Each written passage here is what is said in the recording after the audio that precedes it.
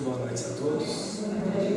Que Jesus, o Mestre Amantíssimo, ampare a todos nós e nos dê a sua paz. Os eflúvios consoladores de Jesus recaiam sobre esta casa de amor, sobre este posto de socorro, nesta data, que é uma data especial, esta semana, especial de aniversário.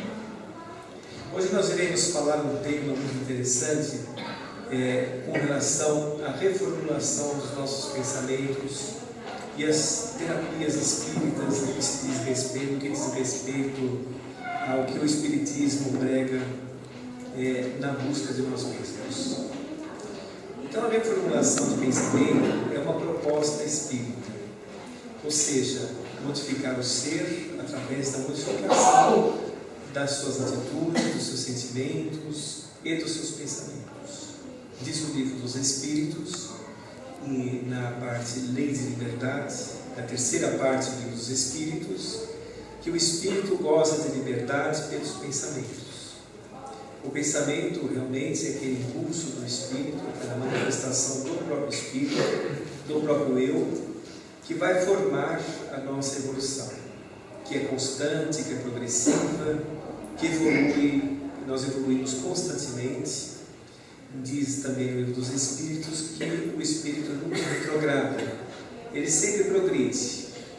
E o pensamento tem um papel fundamental nisso, porque nós somos dotados de livre-arbítrio, e esse livre-arbítrio, à medida que nós amadurecemos como espíritos, nós ficamos cada vez mais donos do nosso livre-arbítrio, não é? Até então, até o espírito encontrar o seu rumo, encontrar o seu caminho, esse livre-arbítrio é um pouco dirigido pelas limitações de cada encarnação, pela ação dos amigos espirituais, né? Porque às vezes, na atual conjuntura espiritual que nos encontramos, nós vivemos em um planeta ainda, como sabemos, de provas e expiações. É um planeta que exige bastante do ser humano, exige bastante raciocínio, exige também bastante força de vontade, para que nós possamos vencer os nossos óbices inferiores, que ainda estão em nossos corações. E o psiquismo do ser humano, ele não muda de uma hora para outra. Pode levar várias encarnações para mudarmos um único hábito. E este hábito permanece conosco e vai sendo amenizado aos poucos. E em uma determinada fase de nossas existências, das várias existências, nós percebemos que trocar o sentimento equivocado por um sentimento positivo é o que realmente é a dinâmica do espírito. Porque todos os nossos equívocos, todos eles, são fatores provisórios em nossa evolução. Tudo que nós erramos, tudo que nós tropeçamos, faz parte ainda da nossa imaturidade espiritual. Nós estamos como aprendizes que somos em uma grande escola, uma escola como nós mesmos dissemos, de provas e expiações. Quer dizer, o ser humano ainda precisa conviver com determinadas coisas para que ele possa entender a mensagem da vida. Por exemplo, a perda, a falta, a necessidade, as limitações ainda são preponderantes para a nossa evolução. Então, por exemplo, às vezes traçamos uma meta em nossa existência que é uma meta inatingível, não é? Traçamos uma meta ali e sofremos até atingir aquela meta, não aproveitando o trajeto. Isso acontece muito na vida das pessoas, né? De modo geral. De modo que, quando nós temos a perda, a falta, isso nos faz valorizar aquilo que temos. Então, determinadas situações sociais, como, por exemplo, situações financeiras preocupantes, situações físicas limitadoras, isso são escolas de aperfeiçoamento para o nosso espírito, né? São momentos da nossa existência que funcionam como freio de prudência, para que nós não descambemos em erros, mais erros do que temos cometido até aqui. Então, é isso que caracteriza a Terra ser uma grande escola, porque é um mundo de efeitos, e sendo um mundo de efeitos, naturalmente nós temos os efeitos daquilo que proporcionamos a nós mesmos em algumas existências. Porque os chamados resgates não são necessariamente da última encarnação. Pode ser de 2, 3 encarnações passadas e que agora nós temos condições de saldar os nossos débitos. E esses resgates não são punições, são reajustes que nós temos para a nossa existência. Não é? E esses reajustes acontecem realmente como aquilo que vai forjar o nosso espírito, vai forjar a nossa existência, os nossos pensamentos, vai aprimorar os nossos pensamentos, nossos sentimentos, para uma vida mais feliz. Porque é fatalidade para o ser humano a felicidade. Todos nós caminhamos para a felicidade. Naturalmente que ninguém gosta de sofrer, ninguém gosta de ter perdas, não é? Mas nós temos que entender que nós estamos em uma existência aqui na Terra, que é uma existência muito provisória, uma existência muito rápida, não é?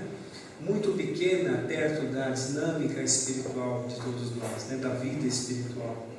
A vida espiritual é que é a verdadeira existência, e a vida daqui são experiências várias que nós passamos para o nosso próprio aprimoramento.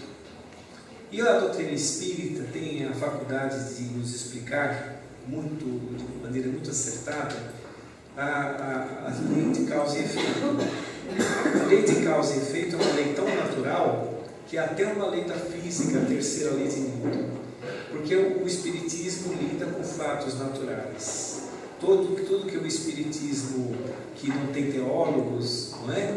Tudo que o Espiritismo lida é com os fatos naturais. Por exemplo, o magnetismo, as leis de afinidade, a reencarnação, a imortalidade, são fatores naturais da existência de todos nós. Não é? Isso é extremamente consolador e tem a capacidade de modificar os nossos pensamentos.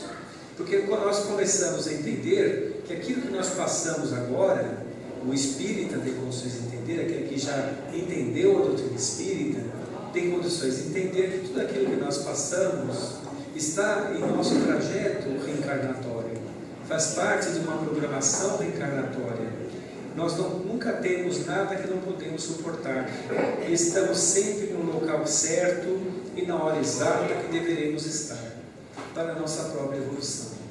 Nada é o acaso, né?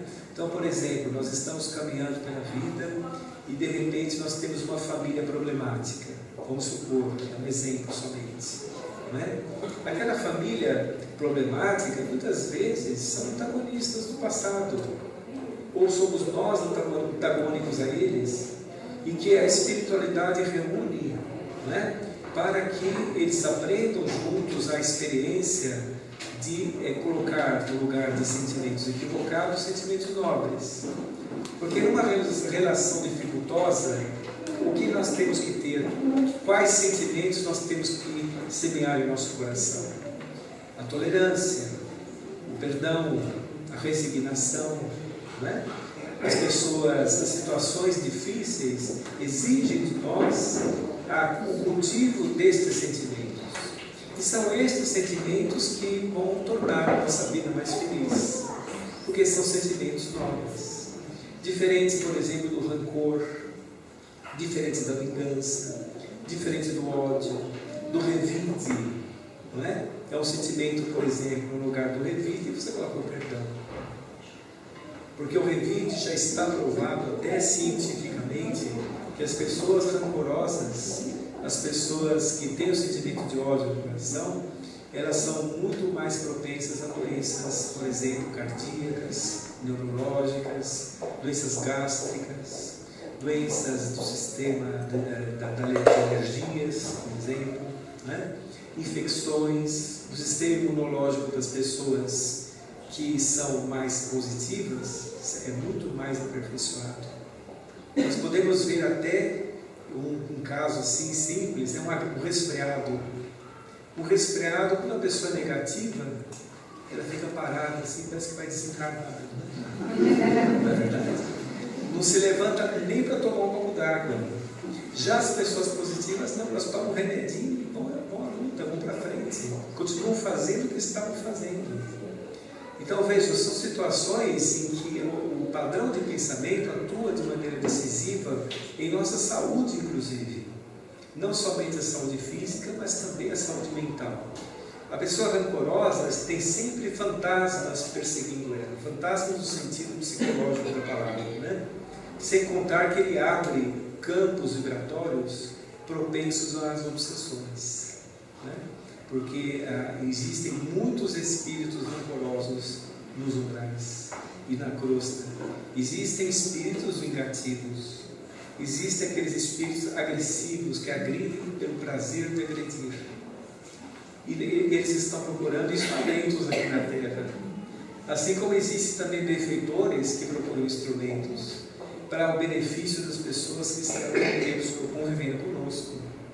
Então, nós somos, a companhia que nós temos, espiritualmente falando, é o que nós somos, é o padrão de vibração que emitimos, né? Muitas vezes nós nos preocupamos muito com os obsessores, mas nós temos que entender que nós somos os agenciadores dos obsessores. Nossa vibração é que realmente irá atrair esta ou aquela companhia. Semelhantes aqui na Terra, a mesma coisa, as afinidades se atraem, né? Nós estamos aqui, por exemplo, reunidos em afinidade. Afinidades de ideais, afinidades de pensamentos, de ponto de vista em relação ao espiritismo, não é? Em relação à espiritualidade. Nós estamos reunidos aqui com um ponto em comum, que é uma afinidade. Certamente, se entrassem por aquela porta uma pessoa materialista, ia nos achar todos ingênuos. Ele não ia conseguir ter afinidade aqui com o nosso pensamento, com a nossa reunião, né? Isso são as leis da afinidade que existem no mundo espiritual, porque nós temos que entender o seguinte: existem 20 bilhões de espíritos em torno do planeta Terra, quanto 6 ou 7 bilhões mais ou menos de encarnados, fazendo pressão sobre a Terra, né? Então, aquela fórmula de Jesus que diz assim: orai e vigiai, é uma fórmula de boa condução do nosso pensamento. Porque quando você ora, você eleva seu padrão vibratório. Quando você se vigia, você impede que os sentimentos que estão em seu coração ainda venham à tona. Aqueles equívocos do passado venham à tona. Então, se a pessoa, por exemplo, é egoísta, se ela consegue se vigiar, consegue vigiar o seu egoísmo, tanto ele martela esse egoísmo, que um dia ele vai conseguir vencer aquele sentimento, e vai começar a ser uma pessoa diferente. E sendo uma pessoa diferente, naturalmente ele vai se sentir bem. E quem não gosta de se sentir bem? Todos nós gostamos, não é? Todos nós almejamos o bom sentir-se bem, levantar pela manhã em paz, levantar tranquilo, levantar sossegado. Agora, muita gente deve pensar assim: mas escuta, a vida tem tantos problemas, não é? A vida é tão competitiva, como nós podemos ficar em paz completamente? Ora, nós poderíamos dizer o seguinte, que Jesus mesmo disse que a felicidade real não é deste mundo, e realmente não é, não é? E naturalmente o Mestre estava falando a respeito dos mundos felizes, numa situação futura do ser humano, principalmente quando absorver em seu coração a sua mensagem. Mas nós podemos ter neste plano mesmo, cada vez mais momentos de felicidade, né? Com esta reformulação dos pensamentos, que é a proposta da doutrina espírita, que é a modificação do ser, através do raciocínio, através da maravilhosa fé raciocinada que representa o Espiritismo. Ele vai conseguir entender que tudo que ele passa hoje é o resultado do seu ontem, e amanhã será o resultado do seu hoje. Então vale a pena a resignação, vale a pena meditarmos, não é? Vale a pena nós termos uma postura de compreensão diante dos desígnios da vida maior, porque isso é para o nosso benefício, não é para a nossa derrocada. Nós nunca temos um resgate que não é uma punição, mas um reajuste para nos derrubar. Nós temos sempre para nos ensinar. E a lição é muito importante, é a lição de bem viver. Com o tempo nós vamos começar a entender que não precisa muito para sermos felizes. Basta nós mergulharmos no eu espiritual, né? Compreendermos que nós somos mais do que nossos olhos conseguem ver em torno de nós. Nós vamos poder ter potenciais muito interessantes, temos potenciais muito grandes dentro de nós a serem desenvolvidos. Sofremos porque ainda não desenvolvemos. Temos angústias porque não modificamos nossos pensamentos ainda. Ansiedades, aflições porque ainda não amamos o próximo como deveríamos. Então esta que é a verdadeira finalidade da existência.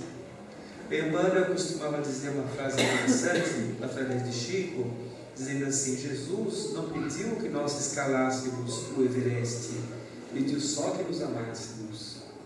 Então a religião do amor.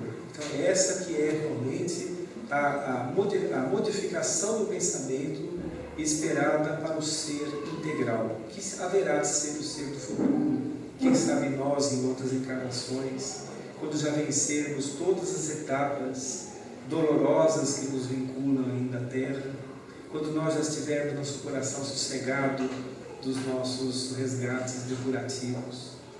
Mas nós podemos ter cada vez mais momentos felizes aqui na Terra, com uma comparação muito interessante. A maior felicidade é sempre de quem serve, não de quem pede.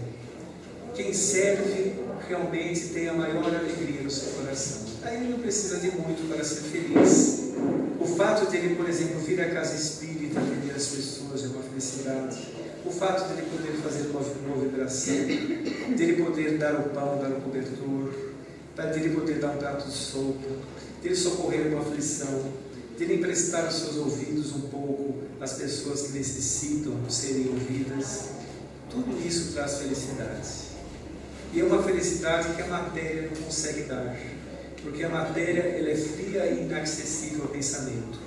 Todos nós que pensamos que a matéria preencherá nosso coração, ainda estamos iludidos.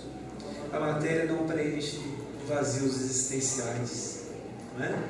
É claro que o Espiritismo ele não fala contra a matéria, né? Porque nós precisamos da matéria também. A matéria bem utilizada, ela alivia a dor, ela socorre ao aflito, não é? Ela pode ela contribuir para o progresso da sociedade, de modo geral, mas a doutrina espírita fala contra, vamos dizer assim, o pensamento materialista. Este sim é pernicioso, este nos faz sofrer. Então, Allan Kardec perguntou isso aos espíritos da codificação, na chamada lei do progresso, e eles disseram assim: como o Espiritismo pode contribuir para o progresso? Através do combate do pensamento materialista. Exatamente, porque o ser que compreende que a sua vida é muito mais do que o imediatismo da matéria, é uma pessoa muito mais autorrealizada. Ela consegue dar passos muito mais certos, mais lógicos, mais justos. E ele consegue construir também uma sociedade melhor, principalmente em torno de si, no seu ambiente, onde ele esteja. Ele conseguirá realmente, através dos seus exemplos, através da sua dignidade, através da sua ética de viver, ele conseguirá modificar o meio em que ele se encontra. Isso para todos nós será assim, não é? Quando nós recorremos à prece, porque a prece vamos dizer assim, um instrumento de norteamento do pensar muito interessante, não é? Através da prece você pode socorrer uma pessoa, você restitui o fluido vital de um enfermo, você dá tranquilidade, dá calma, dá paz e também apacenta seu coração. Mas as preces, de modo geral, eu desde muito tempo eu parei de pedir, sabe? Eu mais agradeço do que peço, porque eu sei que Deus sabe o que eu preciso para a minha existência. Quando eu peço assim, calma, tranquilidade, muitas forças, né? Porque nós temos que agradecer muito, porque nós temos muito mais do que merecemos muitas vezes. São instrumentos que a espiritualidade nos fornece para nós vencermos as nossas etapas de aprimoramento. Então, agradecer, por exemplo, a felicidade de andar, a felicidade de sorrir, de falar, de enxergar, de ouvir, não é? De termos amigos ao nosso redor, de termos a família, de termos tantas possibilidades de sorrimento quando nós estamos em queda, não é? Porque a queda faz parte, o erro, a queda faz parte do aprendizado. O aluno passa pelo erro também para que um dia aprenda. Isso é natural em qualquer escola, não é? Então, mais agradecer do que pedir, realmente é uma postura muito interessante diante da peça e nos faz crescer bastante, né? Quando nós, uma vez uma amiga espiritual comentou assim, o nome dela era Rúbia, né? Ela diz assim: se você procura ao longe, onde você pode auxiliar, olhe para perto de ti, que tem tanta gente, não é? Muitas vezes a família, muitas vezes os amigos, não é? Porque às vezes se quer salvar o mundo, mas não consegue salvar o mundo que está em torno de si. Isso é muito importante. Nós estamos sempre colocados no lugar certo. As pessoas que estão perto de nós não estão ao acaso. Elas estão perto de nós graças a um plano reencarnatório, em que nós estamos ali todos nos aperfeiçoando. Assim é com a família, por exemplo. A família nos possibilita um grande aprendizado, é um mini laboratório ali, não é? Em que nós temos que trocar as experiências. A espiritualidade sempre manda, numa família, uma pessoa que é um esteio espiritual, para equilibrar um pouco as coisas. Pode ser até uma criança. Alguém deve estar pensando assim: esse sou eu, né? Mas nem sempre, né? Nem sempre. Pode ser até uma criança, que é aquela pessoa para manter um certo equilíbrio, para dar um certo direcionamento, né? Eu gosto sempre de lembrar de uma lição do Evangelho, do capítulo 5, Bem-aventurados os aflitos, no item 10, fala uma coisa muito interessante lá, recomendo que leiam. Fala a respeito das nossas aflições, né? Muitas vezes nós pensamos que o remédio, que a aflição é muito dolorosa, mas ela é o remédio para a nossa cura. Nós queremos nos libertar dela, mas é o início da nossa cura, é ali. Nós precisamos. Aí eles fazem uma comparação tão interessante ali, eles falam, é como se fossem passageiros do navio tomados pela peste. Enquanto eles estiverem livres da peste, lhes será interditada a entrar no ingresso em determinado país. Ou seja, à medida que nós depuraremos nossos espíritos, né, depurando nossos espíritos, nós vamos ingressar num ambiente de felicidade cada vez maior. Agora, para tudo exige sacrifício, não é? Por exemplo, para nós virmos aqui, nós nos sacrificamos, por exemplo, a novela da noite, o jornal, né? Deixamos a família um pouco em casa, chegamos aqui. É um começo de sacrifício, né? Sacrifício no bom sentido, sentido positivo da palavra, né? Para quê? Para nós crescermos um pouco espiritualmente, aprendermos um pouco. Quando nós vamos socorrer alguém, é necessário darmos um pouco de nós também, naquele momento. Quando a pessoa passa à nossa frente, ela será ajudada mais à frente se você não auxiliar. Porque Deus não desampara ninguém. Mas quando ela está à nossa frente, é o seu momento de ajudar. É o nosso momento de ajudar. Né? Quando nós pensamos que estamos ajudando, estamos sendo ajudados. Porque nós estamos talvez fazendo uma coisa que não fazemos desde muito tempo. E agora nós temos condições de fazer. Se eu, por exemplo, fizer uma vibração para o meu irmão José aqui, vou aproveitar e vou fazer, José, uma vibração. Quando eu vou beneficiá-lo com a vibração, mas eu sou a fonte geradora do benefício, então eu sou o primeiro que se beneficia quando eu faço a vibração do Sr. José. Então, a dinâmica da existência de todos nós é essa, né? Nós nascemos, nós estamos aqui para sermos irmãos realmente. É o futuro do ser humano, independente de como é a existência na Terra, se ela é competitiva, se ela é dura, se ela é irracional. Nós temos que fazer a nossa parte sempre, porque fazendo a nossa parte, no ambiente que nós nos encontramos, e principalmente nosso ambiente interior, estará tranquilo, porque nós teremos a sensação de tarefa cumprida. Quando nós perdoamos e o outro não perdoa, não tem problema, nós estamos fazendo a nossa parte, né? Nossa parte que é importante sempre fazermos, porque nós, se cada um fizer a sua parte, o todo será um todo muito benéfico, muito bom. Então, já demos 30 minutos, eu quero agradecer a todos a atenção e lembrar que, modificando nossos pensamentos, entrando na esfera do amor, nós cumpriremos aquilo que Jesus nos disse: meus seguidores serão conhecidos por muitos se amarem. Que assim seja.